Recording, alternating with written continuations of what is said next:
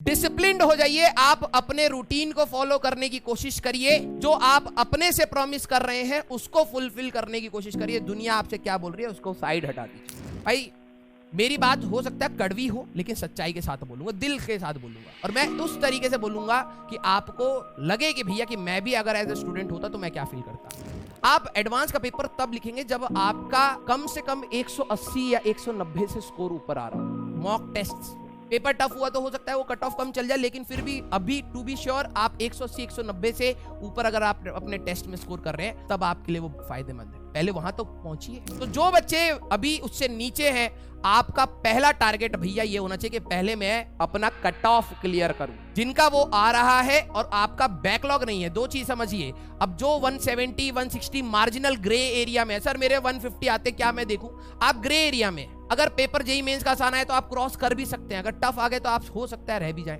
Possibility है। लेकिन आप ग्रे एरिया में है तो आपको तैयारी करनी चाहिए, लेकिन अब तब करिए जब आपका बैकलॉग नहीं, जब आपने सारे टॉपिक्स पढ़ ले, क्योंकि जब आप एडवांस के क्वेश्चन करेंगे तब आपके टॉपिक्स मिक्स होंगे, आपका समय बर्बाद नहीं होगा। अगर आपका बैकलॉग है सबसे पहले उसको कवर करिएगा, सारे टॉपिक्स पे छोटी छोटी प्रैक्टिस कर लीजिएगा, जेईई मेंस के क्वेश्चन लगा लीजिएगा, फिर आप एडवांस पर जाइएगा। This is the process. भाई देखो, अब आपको प्रहार से पढ़ना हो, आपको प्रहार में भी वही देखो, हर जगह हम लोग वही कंटेंट दे रहे हैं, एडवांस का आपको सारी चीजें मिल रही है। बस बात यह है कि आपके दिमाग में क्लियर होना चाहिए आप कैसे एब्जॉर्ब करो कंटेंट का। वही कह रहा हूं, कंटेंट की कोई लिमिट नहीं होती भाई। मेरे को अगर सिर्फ यंग डबल स्लिट एक्सपेरिमेंट पढ़ाने के लिए दिया जाए तो मैं हो सकता है साल भर क्वेश्चन कराता रहूं। There is no limit. मैं मार्गदर्शन कराऊंगा, मार्गदर्शन करने के बाद ऊपर आपके पास हमारे सीनियर्स हैं, वो भी आपका मार्गदर्शन करेंगे। हम आपको रास्ता दिखा सकते हैं, लेकिन चलना आपको पड़ेगा। हम आपको बता सकते हैं कब आपको कौन सी चीज इंपॉर्टेंट है।